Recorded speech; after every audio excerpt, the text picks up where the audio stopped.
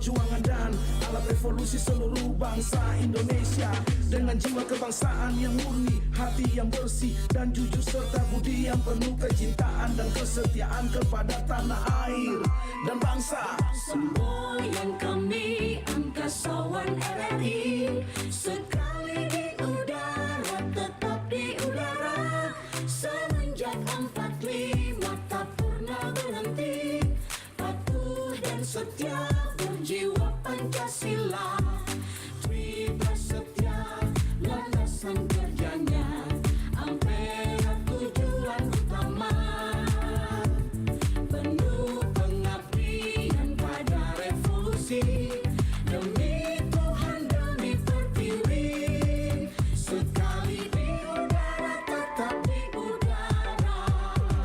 Kita harus berdiri di atas segala aliran dan keyakinan partai atau golongan dengan mengutamakan persatuan bangsa dan keselamatan negara serta berpegang pada jiwa proklamasi 17 Agustus 1945. Semboyan kami angkasawan RRI, sekali di udara tetap di udara. Semenjak 45 tak pernah berhenti, patuh dan setia berjiwa Pancasila. Tribras setia landasan kerjanya, Ampera tujuan utama. Penuh pengabdian pada revolusi, demi Tuhan demi pertiwi. Sekali di udara tetap di udara.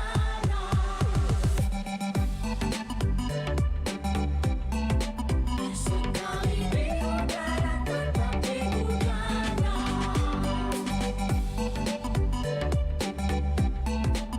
Sekali di udara tetap di udara.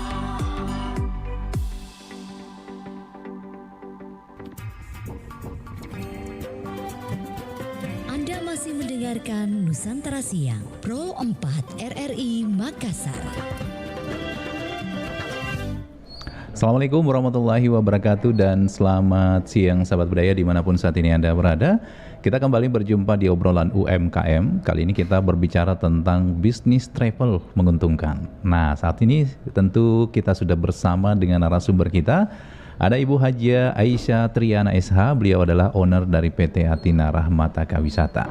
Halo, Assalamualaikum. Selamat siang. Waalaikumsalam warahmatullahi wabarakatuh. Iya, ketemu lagi di acara obrolan UMKM. Kali ini kita juga menghadirkan narasumber untuk menginspirasi juga kepada pendengar kita. Kita kedatangan tamu kali ini cantik, muda, energik, dan sudah punya travel. Wah, luar biasa ini. Nah, saya mau tahu dulu ini, seperti apa sih sebenarnya bisnis travel ini? Kenapa mungkin bisa sedikit cerita apa yang melatar belakangi sampai bisa punya travel ini, Mbak Aisyah? Pada prinsipnya pada awal mula saya berkecimpung dan akhirnya memutuskan untuk konsentrasi di bisnis travel ini adalah kerinduan secara personal kepada kedua tanah suci Mekah dan Madinah. Dulu saya sempat berpikir bagaimana caranya saya bisa pergi ke tanah suci sesering mungkin bersama keluarga saya, anak-anak saya. Dan dengan perasaan begitu bahagianya kita pada saat di tanah suci tersebut, saya berpikir bagaimana kalau seandainya nanti orang lain bisa merasakan perasaan yang sama dengan saya. Nah, karena rasa yang saya miliki seperti itu, saya ingin orang lain juga merasakan apa yang saya rasakan. Akhirnya saya mulai belajar, mulai mencoba untuk berbisnis di bisnis umroh, travel umroh haji ini. Iya. Jadi awalnya berawal dari perasaan rindu dengan tanah suci, hingga akhirnya ada keinginan untuk membuka travel. Kalau boleh tahu di tahun berapa ini memulai bisnis travel ini? Kalau Atas nama Atina Rahmataka sendiri kita tahun 2018. Tapi sebelumnya kami sempat bergabung, maksudnya ada travel, ada perusahaan, tapi itu join dengan teman. Wow. Nah, jadi sebelumnya udah mungkin sudah 10 tahun lebih kita berkecimpung di dunia travel ini, tetapi sebelumnya itu kita join dengan teman itu. Nah, 2018 memutuskan untuk berdiri sendiri dengan menggunakan nama Atina Rahmataka Wisata ini. Nah, kalau boleh tahu nih, Atika Rahmataka Wisata ini apakah dari mana Atina branding ini? Rahmataka Wisata. Atina itu sebenarnya nama saya Aisyah Triana. Oh, gitu singkatannya. Ya. Terus Rahmatakanya siapa nih? Rahmataka enggak, bukan siapa-siapa, itu lebih kepada penambahan nama aja dengan doa kita. Iya. Perjalanan dengan penuh rahmat. Iya. Ini menarik sekali karena berbicara tentang travel, sekarang ini kan memang lagi booming bisnis travel ini sendiri karena begitu banyaknya hal yang menarik ketika berbisnis travel. Nah, kalau memulainya ini kan banyak juga sih orang pasti punya pikiran bahwa membuka sebuah travel itu paling tidak ada modal besar ya. Padahal sebenarnya tidak, atau mungkin ada trik tersendiri dari Mbak Aisyah. Sebenarnya bisnis travel ini bisnis yang cukup sulit. Iya. Sulit dan rumit. Tetapi banyak orang tertarik. Iya. Karena kan sebenarnya pada saat kita menjalankan bisnis travel umroh ini, yang kita lakukan itu tidak hanya untuk kegiatan dunia, tetapi juga kegiatan akhirat. Benar toh yang kita layani adalah tamu-tamunya Allah, tamu-tamunya Rasulullah. Jadi pada saat teman-teman ingin memulai bisnis travel, hal yang paling utama dipikirkan adalah bukan masalah apakah keuntungan, tetapi mental kita sudah harus punya bahwa yang kita layani ini adalah tamu-tamunya Allah. Jadi kita harus menjadi orang-orang yang benar-benar punya komitmen, melayani dengan sepenuh hati, melayani dengan baik, melayani dengan maksudnya jangan hanya memikirkan berapa yang akan saya dapat, tetapi yang harus kita pikirkan adalah bagaimana pada saat jamaah-jamaah tersebut menjalankan ibadahnya, mereka bisa menjalankan ibadah umroh mereka itu dengan baik, sehingga pada saat mereka pulang ke tanah air, mereka bisa mendapatkan umroh yang mabrur, mereka bisa merasakan perjalanan batin mereka. Jadi jangan sampai pada saat mereka melakukan ibadah umroh, jalan ke tanah suci tersebut, mereka hanya seperti jalan-jalan, gitu. Jadi kalau Mas bertanya apakah yang diperlukan untuk membuka menjalankan bisnis travel ini, selain kita harus punya modal, kita juga harus punya komitmen yang paling penting. Komitmen tersebut adalah karena bisnis umroh ini bisnis yang paling menggiurkan, karena kan kalau sudah menyangkut kegiatan ibadah, masyarakat itu akan mengeluarkan dana mereka berapapun. Jadi menggiurkan dan sangat berbahaya untuk personal-personal yang tidak yang menggunakan kesempatan ini untuk kepentingan pribadi mereka. Jadi selain modal, manajemen harus baik juga. Manajemen itu paling penting karena komponen dalam umroh ini banyak sekali. Jadi tidak hanya modal, tetapi SDM juga harus kita harus kuat SDM-nya. Terus komponen-komponen pendukungnya kita harus memutuskan bekerja sama dengan siapa pada saat kita mengambil visa, pada saat kita mengambil hotel. Itu owner travel harus betul-betul memperhatikan, karena pada saat mengambil tiket juga, karena komponen-komponen tersebut banyak sekali pihak-pihak menggunakan kesempatan untuk melakukan hal-hal yang tidak baik seperti itu. Nah, terkait dengan bisnis ini memang menggiurkan karena di lain pihak kita tentu juga berkaitan dengan akhirat ya, karena ini melayani tamu-tamu Allah. Tapi banyak sekarang juga ini yang lagi marak ini Mbak Tia ya. Mohon maaf ini karena begitu banyaknya travel-travel yang bermunculan melayani jemaah haji, tapi pada akhirnya banyak mengecewakan. Apakah gagal berangkat atau sampai di tengah perjalanan tidak bisa tembus ke sampai ke Saudinya. Itu gimana sih caranya supaya masyarakat itu tahu? Jadi sebenarnya memang itulah tadi sebenarnya apa yang diperlukan masyarakat adalah informasi sebanyak-banyaknya. Pada saat ini kan di Indonesia ini kan semua owner travel itu disarankan untuk bergabung di dalam asosiasi. Iya. Karena di dalam asosiasi itu sendiri selaku owner travel biasanya diberikan info. Iya. Info mengenai kebijakan-kebijakan terbaru, baik di Indonesia, baik di Saudi, kebijakan tersebut kan selalu terupdate kebijakan-kebijakan. Apalagi setelah COVID ini, kebijakan Saudi itu sangat berubah. Iya.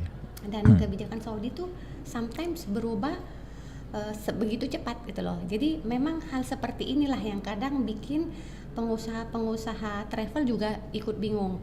Jadi kalau ada yang gagal berangkat, terkadang bukan 100% kesalahan dari owner travel, betul. tetapi karena kebijakan juga.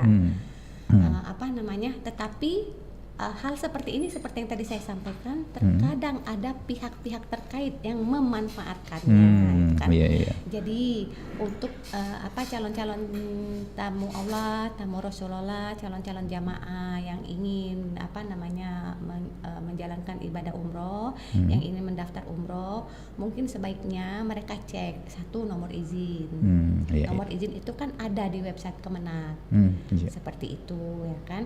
Terus kedua, jangan tergiur harga yang terlampau murah, karena apapun itu satu yang harus dipertimbangkan, mata uang Indonesia dan Saudi itu kan berbeda, ada kursnya, ya kan.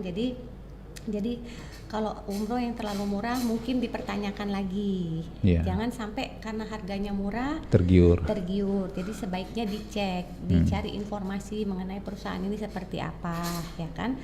Terus biasanya kan perusahaan-perusahaan juga mereka biasanya ada rekod keberangkatan jamaah-jamaah mereka sebelumnya seperti apa. Mungkin itu bisa jadi masukan buat calon-calon jamaah sebelum mereka mendaftarkan.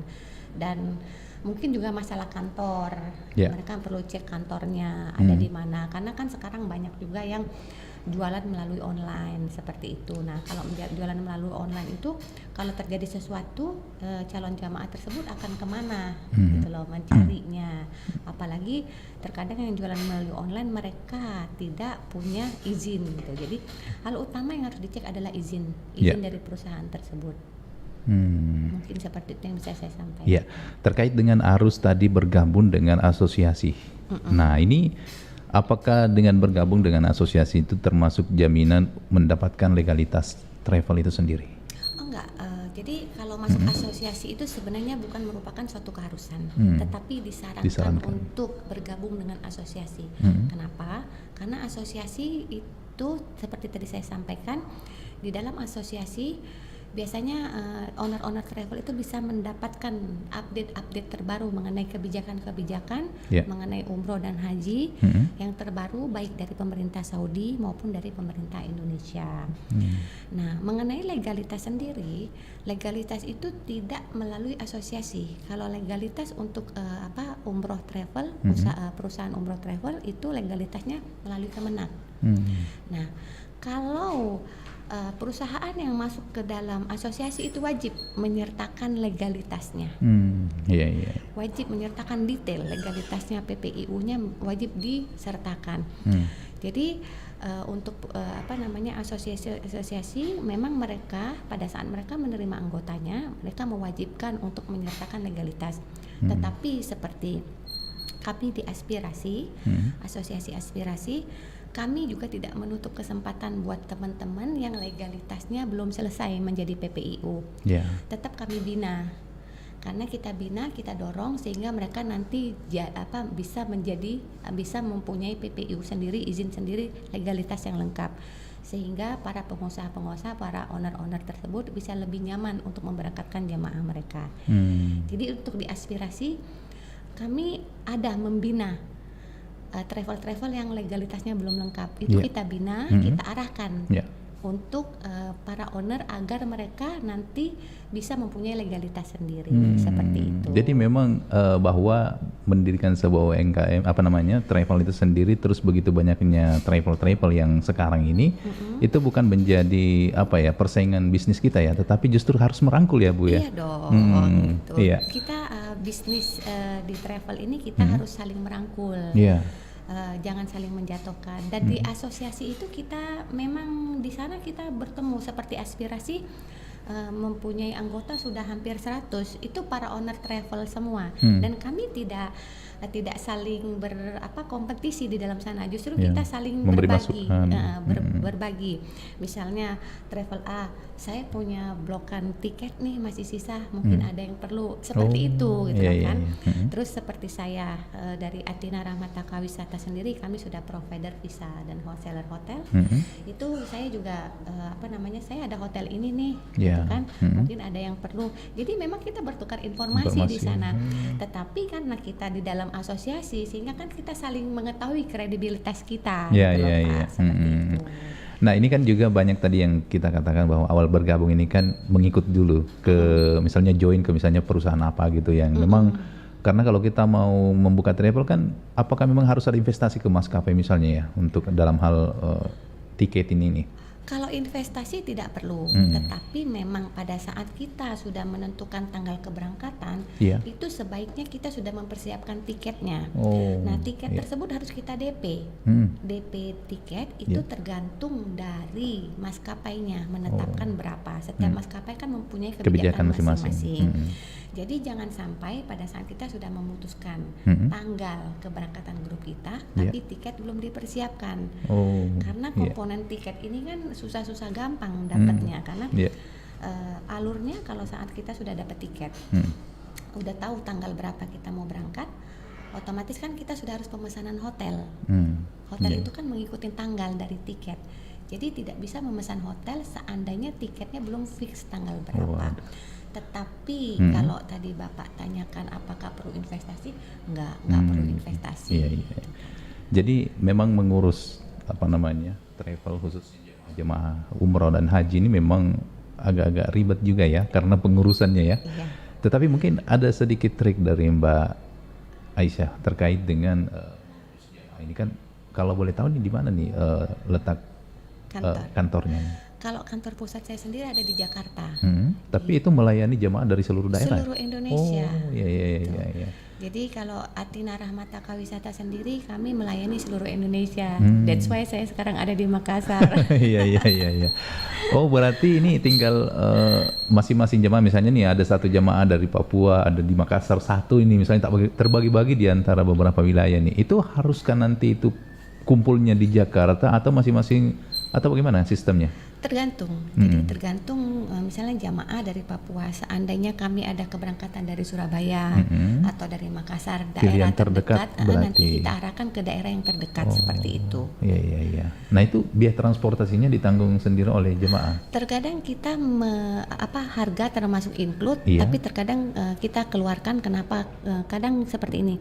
Harga tiket itu kan berubah-ubah.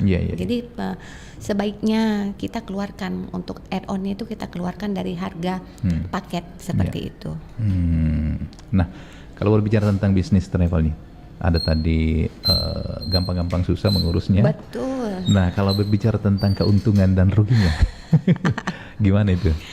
Jadi perusahaan kalau bisnis lumrah ya, Mas, untung dan rugi itu lumrah gitu. Jadi semua bisnis ada resiko untuk mengalami kerugian.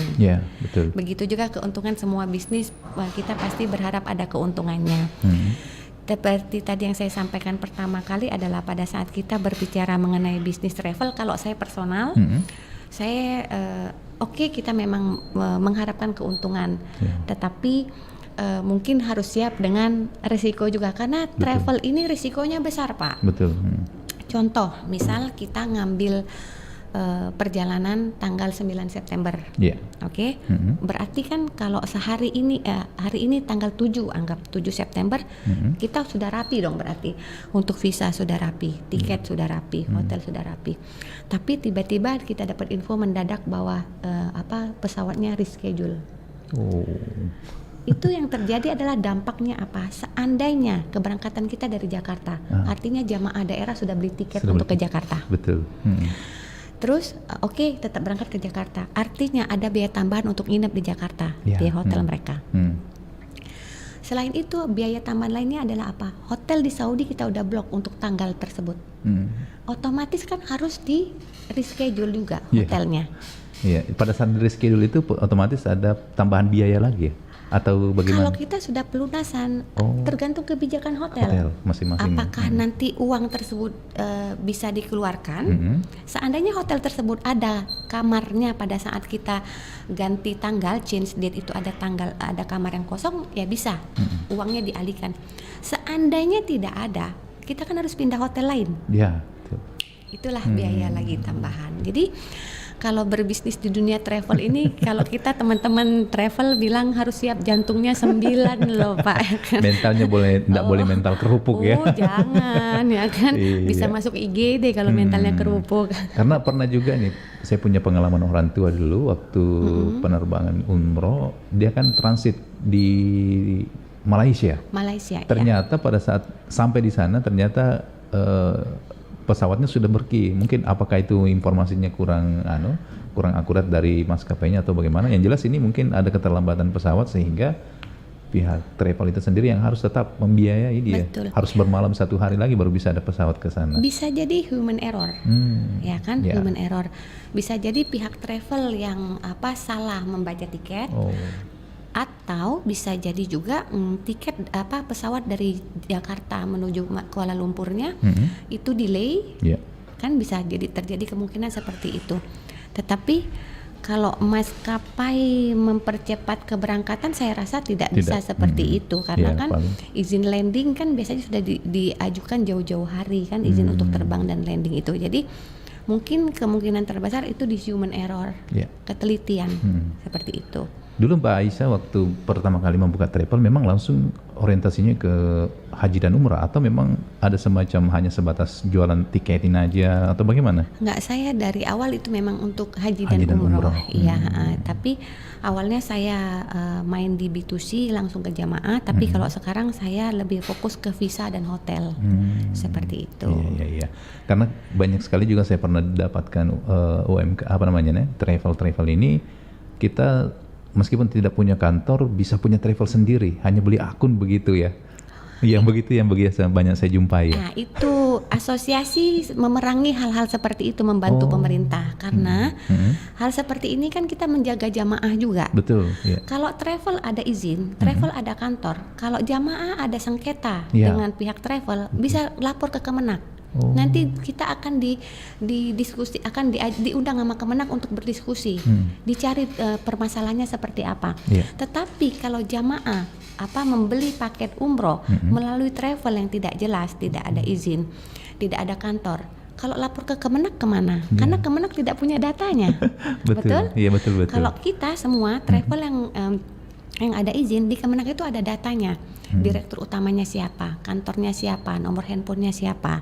Jadi pada saat ada permasalahan, Kemenak bisa menengahi antara jamaah dengan pihak travel tersebut. Oh. Gitu. Iya, jadi memang juga kepada pendengar kita mudah-mudahan ini tidak asal pilih travel ya. Betul. Karena harus hati-hati. Iya. Nah, banyak yang tidak paham tentang pengurusan visa. Ini pengurusan visa. apakah ketika misalnya di PT Athina Rahmataka Wisata ini kita menjadi jamaahnya itu memang didampingi dalam hal pengurusan atau memang semuanya sudah paket begitu? Visa, alhamdulillah Athina Rahmataka Wisata adalah provider visa. Oh. Jadi visa untuk para jamaah itu dicetak di kantor kami di lantai 3. Iya. Gitu. Jadi pada saat ada grup yang membeli visa ke kami, itu mereka mengirimkan PDF untuk paspor mereka, mengirimkan tiketnya, mengirimkan konfirmasi hotel mereka, mengirimkan manifest, itu baru kami mulai input di sistem. Kami input di sistem melalui proses, nanti Saudi yang memproses. Setelah kami input, pihak Saudi yang memproses karena sistem kita kan online ke pihak Saudi juga. Nanti setelah semua sesuai proses, pihak Saudi akan mengeluarkan dalam bentuk MOFA, itu kami cetak, kami tarik sebagai visa, dan itu yang akan kami kirim ke pihak ejen-ejen kami gitu loh. Iya. Jadi keuntungannya kalau ambil visa di Athina seperti itu. Baik. Bisa dicetak langsung di kantor kami. Baik, Ibu Haji, Ya. sebelum kita lanjut kita akan hadirkan dulu pesan berikut ini. Boleh.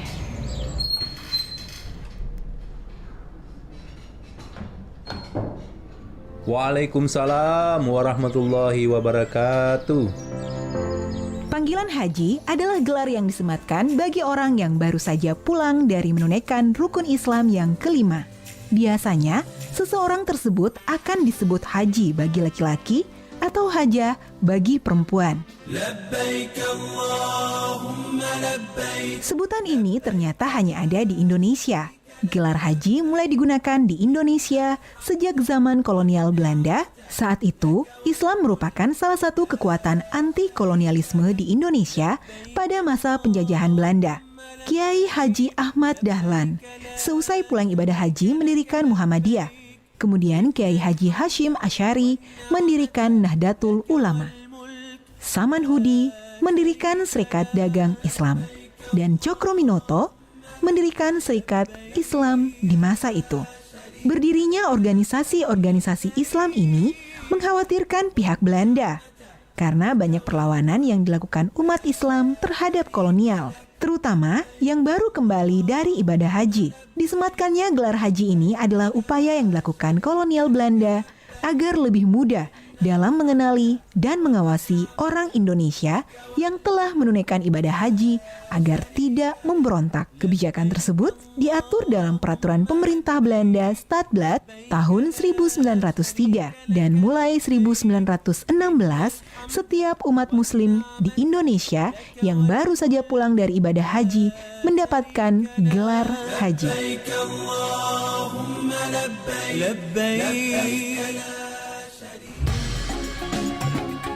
Nusantara Siang Pro 4 RRI Makassar. Masih bersama di obrolan UMKM, masih terkait dengan bisnis travel. Dan tentu berkaitan dengan hal ini kita masih bersama Ibu Haji Aisyah Triana Isha, owner dari PT Atina Rahmataka Wisata. Nah, ketika bisnis travel di tahun-tahun 2018 buka ya mulai ya? Iya. Mulai berdiri sendiri. Berdiri sendiri. Kemudian tidak lama kemudian masuklah pandemi COVID. Aduh, wassalam itu. Itu banyak travel yang bisa dikatakan kolaps begitu ya. Nah itu gimana sih trik daripada Ibu Haji menangani kondisi seperti itu? Bisa sedikit cerita pengalamannya dulu. Kalau cerita pengalaman agak-agak sedih gitu loh ya Mas ya, karena jujur sampai saat ini pun duit kami ada di salah satu airlines itu masih belum keluar ya kan. Yeah. Jadi pada saat pandemi COVID itu memang satu kejadian yang kita semua tidak menduga. Itu betul-betul mendadak. Pada saat itu kan kita untuk keberangkatan umroh tersebut kan kita biasanya sudah beli tiket jauh-jauh hari. Ada beberapa airlines yang mengembalikan dana, ada airlines yang dananya tidak kembali. Tetapi hal yang kami hadapin adalah jamaah yang nggak mau tahu. Itu dia. Jamaah kan bilang ya kami bayarnya sama perusahaan ibu, bukan sama airlines. Jadi ya kami minta uangnya kami kan seperti itu. Yeah. Terus selain masalah itu kan biasanya kita sudah blok hotel juga. Itu hotel juga uangnya ada yang kembali, ada yang tidak kembali. Begitu juga visa yang sudah tercetak, uangnya ada yang kembali dan tidak kembali. Jadi pada saat pandemi COVID itu akhirnya ya memang kita semua berada di titik pasrah aja. Ada jamaah yang menerima kondisi, ada yang tidak menerima. Yeah. Jadi pada saat itu ya untuk jamaah yang mereka minta di refund ya kami upayakan refund. Tetapi alhamdulillah ada juga jamaah yang menerima. Yeah. Akhirnya mereka mereschedule sampai musim umroh dibuka lagi setelah COVID kemarin. Yeah. Tetapi kan permasalahannya adalah perbedaan harga. Perbedaan harga. Jadi memang pengusaha travel ini kemarin pada saat pandemi COVID dan setelah COVID itu kalau pihak luar mungkin melihat sepertinya alhamdulillah banyak keuntungan atau lagi panen. Sebenarnya lagi nangis, Pak. Kita tahan dulu Ibu. Baik. Ada kayaknya yang bergabung ini. Kita terima dulu. Halo, Assalamualaikum. Halo, Assalamualaikum. Ya, dengan siapa dan di mana? Dari Ridwan. Oh, Pak Ridwan. Ya, silakan Pak Ridwan. Ada mungkin yang ingin ditanyakan ini terkait dengan? Iya, ini menarik sekali ini. Temanya. Yang ingin saya tanyakan ini bagaimana sih sebenarnya memilih travel? Apakah yang itu karena kan banyak sekali ini dari harganya juga yang biasa orang sangat murah apa gitu. Bagaimana sih sebenarnya kita bisa menilai travelnya ini benar enggak atau gimana gitu? Iya. Ya. Itu aja Pak Juga Ridwan. itu juga ini satu lagi Ya. yang kesan kita lihat juga banyak juga ustadz atau artis juga yang terkenal itu bisa gimana sih itu kalau misalnya jadi percaya nggak kalau kayak gitu travelnya? Iya. Ya kayak gitu aja sih. Ya, Oke. kasih ya. Iya. Sama-sama, Baik, Pak sama-sama. Ridwan. Terima kasih Pak Ridwan di Makassar ini, Mbak Iya. Aisyah. Seperti yang tadi saya sampaikan Pak Ridwan, pertama-tama saya ucapkan terima kasih Pak sudah bergabung dengan kami. Tadi seperti yang pertama kali saya paparkan adalah hal yang pertama Bapak cek adalah izin. Izin. Izin tersebut bisa dicek di web Kemenak. Ya. Terus kedua mengenai harga yang begitu murah. Kalau harga sudah terlalu murah Pak dibanding dengan yang lain, sebaiknya mulai kita bertanya. Ya. Gitu kan, sistem apa yang sedang mereka jalankan. Karena kalau perbedaan sampai 2 juta itu sepertinya agak enggak mungkin. Tetapi hal yang pertama adalah satu tadi saya bilang cek izin, kedua datang ke kantor mereka. Iya. Cek seperti apa, ya kan? Biasanya kan mereka punya track record keberangkatan mereka. Ya. Dan ketiga banyak-banyak bertanya. Kan di Makassar sendiri kan ada ketua-ketua dari asosiasi. Mungkin ada kantor-kantor cabang asosiasi atau pihak-pihak asosiasi, DPD dari asosiasi kan ada di setiap daerah. Mungkin bisa bertanya ke pihak asosiasi juga mengenai track record dari perusahaan tersebut seperti apa gitu loh. Terus kalau pertanyaan kedua mengenai artis atau ustadz, Terkadang kan begitu ya iya, promosinya di itu trik medsos. marketing ya Pak, ya kan. Jadi saya sendiri secara personal tidak bisa menjawab kalau Bapak bertanya mengenai artis dan ustadz tersebut itu. Iya. Baik. Mungkin terkait dengan travel yang tentunya menjadi salah satu hal yang menarik untuk kita geluti, tetapi itu di sisi lain tadi itu banyak hal yang harus kita miliki ya untuk Iya. membuka travel ini. Iya, betul, Bukan Pak. hanya sebatas modal, Tidak tetapi hanya relasi juga. relasi. Terus SDM Pak yang paling SDM. penting ya kan. Ya. Manajemen yang baik itu sangat dibutuhkan untuk membuka sebuah travel ini karena apa? Travel ini satu dari tiket itu sudah komponen yang sangat mahal. Ya. Kalau staf Bapak salah baca tiket, contoh misalnya Iya, keberangkatan 8 September jam 00.25. Ya. Nanti karena staf Bapak tidak bisa baca tiket, berangkat 8 September jam 00.25, dia bikin itinerary keberangkatan kumpul di bandara jam 8, tanggal 8. Iya. Artinya kan pesawat udah Pesawat berangkat tadi berangkat, malam, Pak. betul. Jadi hal-hal seperti itu sangat dibutuhkan satu ketelitian dari SDM-nya kita. Human error ini yang berbahaya ini iya. karena Human error ini udah benar-benar bikin kepala pusing itu Pak ya kan. Karena kan komponennya mahal. Seandainya salah bikin itinerary jam tanggal 8 disuruh kumpul padahal tiket tanggal 8 jam 00, otomatis kan harus beli tiket ulang Pak. Iya. Ya kan, atau reschedule gitu loh. Reschedule itu ada biaya tambahan lagi seperti Kalau itu. misalnya seperti kesalahan nama dari jamaah misalnya atau hurufnya aja satu yang berbeda mungkin enggak enggak masalah. bermasalah ya. Kalau selagi nomor paspor masih benar, kesalahan satu huruf seperti itu enggak masalah itu loh, Pak. Oke. Ya. Nah, ini mungkin juga perlu pendengar tahu sebenarnya bagaimana sih caranya menyeleksi SDM yang tentunya bisa kita ketahui bahwa ini kayaknya kompeten untuk menangani tiketing, karena kan banyak kan sekarang sistem kekeluargaan, misalnya saya ambil keluarga atau Iya. orang-orang terdekat saya. Iya. Apakah memang seperti itu atau mungkin ada cara-cara yang lain? Kalau juga? saya personal adalah pada saat kita memutuskan kita memiliki perusahaan ini, otomatis kita harus bisa mengerjakan semua yang staf kita kerjakan, Pak. Iya. Sehingga kita selaku owner bisa tahu Iya. pada saat staf kita melakukan kesalahan atau sedang lalai. Jadi pada saat kita memutuskan terjun ke sini, kalau saya personal, saya belajar semua Pak. Mulai baca itinerary, bikin itinerary, baca tiket, untuk cetak visa, untuk bikin harga, itu saya belajar sendiri semua sehingga itu saya terapkan ke staf saya. Jadi saya bisa tahu Masya Allah. controlling untuk staf saya seperti apa itu loh Pak. Jadi, Harus banyak belajar dulu ya sebelum iya, memutuskan betul. untuk berdiri betul, sendiri. Pak. Jadi membuat perusahaan travel itu jangan cuma dipikir, waduh satu jamaah dapat berapa juta. Iya. Itu rumitnya minta ampun. Kalau bikin travel ini rumit, Pak. Iya. Rumit dan yang kita handle adalah manusia yang punya perasaan, Pak. Jadi betul. setiap orang terkadang berbeda pendapat juga gitu loh. Kita bilang ini makannya enak, ada yang bilang makannya nggak enak, akan kena komplain. Jadi yang namanya pengusaha travel ya harus siap jantung 9 gitu loh Pak. Punya 40 jamaah, ya berarti punya 40 rasa yang berbeda. Masya Allah. Seperti itu. Luar biasa. Jadi terkait dengan bisnis travel ini, sama halnya ketika kita sudah mampu menjalankan travel ini, sudah jalan, tentu hal yang menarik kita rasakan sebagai ownernya jalan-jalan di Makassar, bisnisnya di belakang tetap jalan. Iya Itu dong. mungkin yang menjadi alasan ya memilih travel ini. Kemudian awalnya seperti apa sih sebenarnya, yang kan banyak sekarang juga yang menawarkan begini Mbak, Anda cari 10 jamaah nanti kamu dapat 1. Bisa itu teknik marketing, itu bisa itu. sih Pak, bisa mereka lakukan seperti itu. Tapi tadi seperti saya bilang harus dilihat lagi, ya kan. Ini untuk jamaah tetap harus melihat, dan untuk para owner travel juga jangan sampai karena kita kejar target fasilitas buat jamaah kita kurangi, kan kasihan jamaahnya kita gitu loh ya kan. Karena kadang seperti ini mereka karena mengejar target, bikin program murah, tapi nanti fasilitas ada yang dikurangi juga, seperti itu ya kan Pak. Jadi mungkin ini tadi yang saya bilang, kembali kepada personalnya Pak, sama-sama menjaga komitmen untuk para owner travel tersebut. Gitu kan. Nah, kalau PT Athina Rahmataka Wisata ini kan menangani umroh dan haji.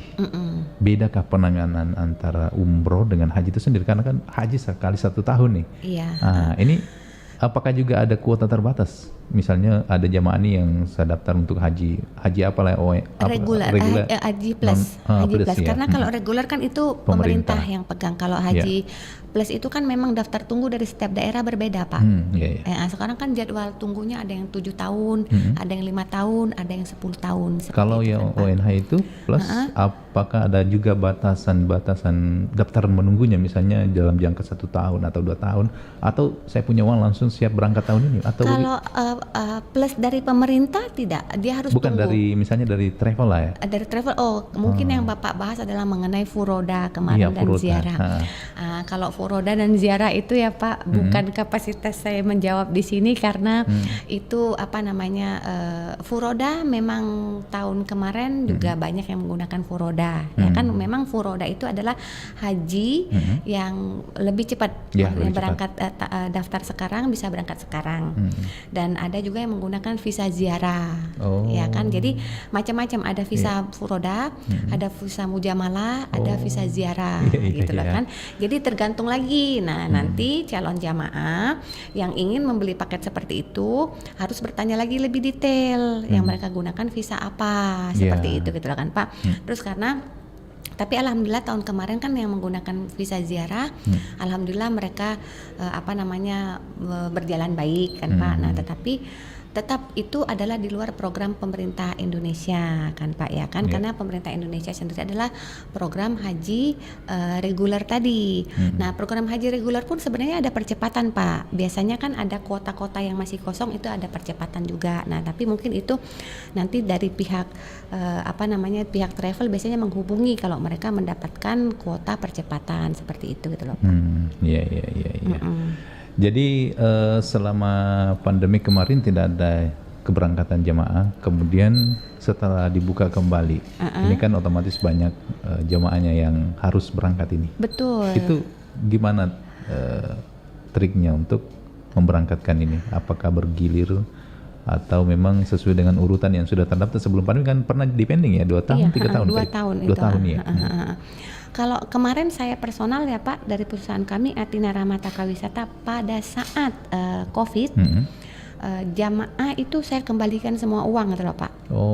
Jadi saya nggak ada hutang jamaah yang nggak berangkat. Terus pegawainya gimana dong? Alhamdulillah pegawai saya masih standby tetap, tapi dirumahkan ya? Atau tidak bagaimana? Dirumahkan sampai kantor buka kembali. Masya Allah.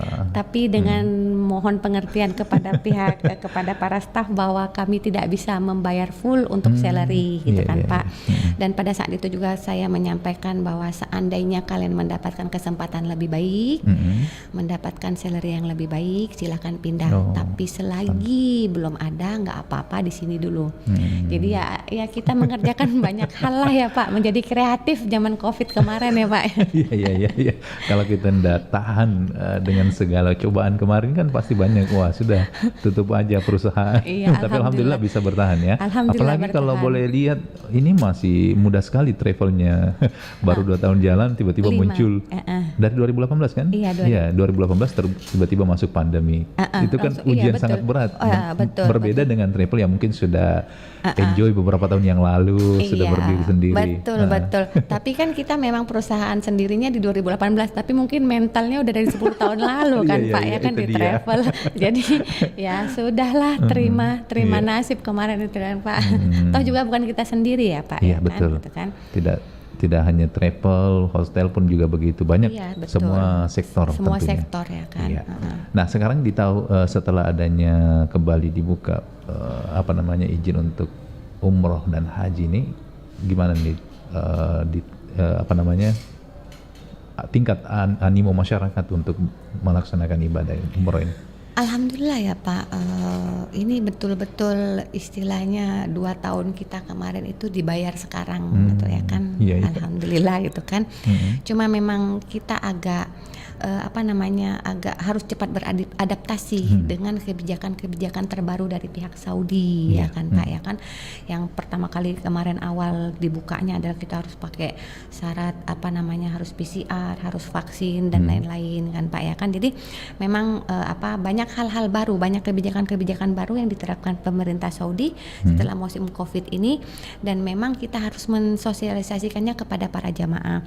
Contohnya kalau dulu jamaah Indonesia itu favoritnya di pintu 25 kalau di Madinah. Sekarang itu kita edukasi kepada para jamaah bahwa banyak loh hotel-hotel lain dari pintu lain yang jaraknya hampir sama gitu. Karena apa? Karena sekarang di Saudi itu ya Pak negara-negara yang kemarin ditutup sekarang sudah dibuka untuk umrohnya. Jadi menumpuk rame sekali di Saudi itu. Jadi nggak cuma jamaah Indonesia, jamaah dari negara-negara yang dulu ditutup sekarang udah dibuka. Jadi Bapak kebayang untuk hotelnya itu kita emang betul-betul rebutan. Jadi untuk mungkin di kesempatan ini juga saya mengajak teman-teman travel yang memang sudah punya grup, sebaiknya jauh-jauh hari sudah merencanakan untuk hotel dan tiketnya, karena untuk mendapatkan tiket itu, untuk mendapatkan hotel itu sekarang harus jauh-jauh hari untuk mendapatkan hotel seperti yang kita inginkan. Iya. Nah, berkaitan dengan tingkat animo masyarakat setelah pandemi ini kan sangat membludak ya. Iya. Nah, kemudian tentu apakah memang ada batasan-batasan tersendiri dari pemerintah? Misalnya satu travel ini harus hanya sekian jumlahnya atau untuk tidak? Untuk umroh tidak ada Pak, ya tidak ada batasan kuotanya.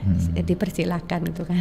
Nah, apakah di travelnya Mbak Aisyah ini sendiri hanya melayani ibadah haji dan umrah? Apakah ada semacam kayak tur-tur begitu? Ada, kita juga? Turki ada, itu umroh plus Turki, umroh plus Mesir. Sebelum pandemi, pada saat sebelum pandemi juga kami sempat melakukan syuting dengan salah satu TV swasta untuk perjalanan jejak para anbiya. Itu Aqsa, Jordan, Palestina dan Mesir gitu kan Pak ya kan. Sebelum pandemi, jamaah saya pulang tutup pandemi gitu. Iya. Iya. Nah, mungkin terakhir untuk memilih travel tadi atau biro penyelenggaraan, apa saja yang mesti diperhatikan ini supaya masyarakat itu tadi nggak gampang, jangan sampai nanti sudah mendaftar tapi tidak jadi berangkat atau apalah ya, hanya tergiur dengan harga-harga yang murah. Mungkin ada yang ini perlu disampaikan juga kepada pendengar kita supaya jangan hanya sebatas melihat harga. Iya. Iya. Tetapi juga jadi gini Pak, kan travel itu banyak. Mungkin teman-teman jamaah bisa membandingkan. Kalau ada salah satu yang jualnya terlampau murah kan boleh dipertanyakan dong. Misalnya yang lain menjual di harga 29, tiba-tiba ada yang jual 25 dengan fasilitas sama. Mungkin itu sudah boleh untuk bertanya, ya kan? Boleh mulai agak hati-hati seperti itu. Kenapa perbedaannya sampai banyak sekali? Selain tadi yang saya selalu bilang, perhatikan mengenai izin dan kantor. gitu loh Pak ya kan. Tetapi kadang juga kantor tidak jadi jaminan ya Pak ya kan. Ada Kadang ada yang kantor bikin kantornya mewah biar pada tergiur gitu kan Pak ya kan. Jadi lihat juga track recordnya dan boleh bertanya ke yang lain, minta referensi kepada pihak-pihak lain gitu loh Pak ya kan. Misalnya saya mau pakai travel ini harganya segini, kira-kira masuk akal nggak gitu loh. Atau boleh bertanya kepada pihak-pihak kalau kenal dengan teman-teman asosiasi itu boleh ditanya seperti itu. Ini travel ini rekom atau enggak, seperti itu loh Pak. Ya, kurang lebih 5 tahun dalam membangun bisnis travel ini sendiri Mbak ya. Awalnya dari Jakarta, apakah di semua daerah ini sudah ada cabangnya? Sebelum pandemi kita punya cabang di 16 daerah Pak. Wah, luar biasa. Setelah pandemi ini saya baru ada 5 atau 6 cabang di daerah-daerah gitu kan. Tapi kalau sebelum pandemi kemarin 16 cabang kita punya. Iya. Sekarang kita mungkin mulai dari awal lagi seperti itu. Iya. Jadi bisnis travel ini termasuk menguntungkan atau tidak itu tergantung dari ownernya atau cara berpikirnya ya. Iya. Jadi setiap usaha pasti ada resiko mengalami kerugian. Seperti tadi yang saya sampaikan adalah yang paling kita perhatikan adalah mengenai manajemen kita, SDM kita, bagaimana kita mengelola usaha tersebut. Jadi dan bisnis travel ini resikonya sangat besar. Risiko besar karena kita bayangkan kemarin itu soal tiket misalnya gitu kan Pak. Tiket seandainya ada keterlambatan jamaah itu, masalah tiket itu kan bisa, satu tiket itu kan harganya 16 jutaan. Seandainya kita punya grup 100 orang gitu loh Pak. Kalau ada permasalahan sama tiket itu udah berapa biaya tiketnya. Jadi bisnis travel ini bisnis yang risikonya sangat besar. Seperti itu. Jadi memang sangat membutuhkan orang-orang yang punya komitmen dan orang-orang pribadi-pribadi yang amanah Pak. Karena ini harus amanah sekali gitu loh Pak ya kan. Untuk bisnis travel ini kadang kita menjanjikan ini nanti dirubah. Jadi itu kembali lagi kepada personalnya seperti itu gitu loh Pak. Baik. Ini karena waktu yang sangat terbatas ini Mbak Aji. Mungkin di lain waktu bisa kita sambung lagi berkaitan dengan bisnis travel ini, karena mungkin banyak sekali pendengar kita di luar sana yang ingin mengikuti jejaknya Bu Haji Asa terkait dengan membuat bisnis travel baru ini. Silakan. Nah mungkin bisa juga diinformasikan, ada mungkin informasi kontak atau yang bisa dihubungi, siapa tahu nanti saya berminat nih Mbak. Saya mau tahu seperti apa bisnis travel ini. Kami sendiri Athina Rahmataka Wisata, kantor kami ada di Jakarta. Untuk kontak kami sendiri di nomor saya ada di 0811 899 0077. Boleh nanti kontak ke nomor saya atau kontak ke staf saya atas nama Mbak Linda di 0812 338413. Jadi boleh di medsosnya mungkin juga ada ya. Medsos kami ada Facebook kami Athina Rahmataka Wisata, ada juga Instagram kami Athina Rahmataka Wisata. Jadi untuk teman-teman yang berminat untuk umroh boleh hubungin kami, teman-teman travel juga yang berminat untuk ambil hotel dan visa boleh hubungin kami, seperti itu. Baik. Jadi insya Allah Athina paketnya lengkap Pak. Oke baik, terima kasih Bu Haji Aisyah Triana SH, owner dari PT Athina Rahmataka Wisata, sudah hadir di studio berbagi inspirasi, berbagai motivasi yang tentu kita dapatkan tadi. Mudah-mudahan ini bisa bermanfaat untuk pendengar kita. Kalau ingin tertarik membuka bisnis travel, nah jangan hanya sebatas di pikiran, tetapi harus bertindak. Boleh kita berdiskusi. Saya di Makassar sampai minggu depan, silakan dihubungi. Iya, baik, terima kasih Bu Haji. Assalamualaikum warahmatullahi wabarakatuh. Waalaikumsalam warahmatullahi wabarakatuh.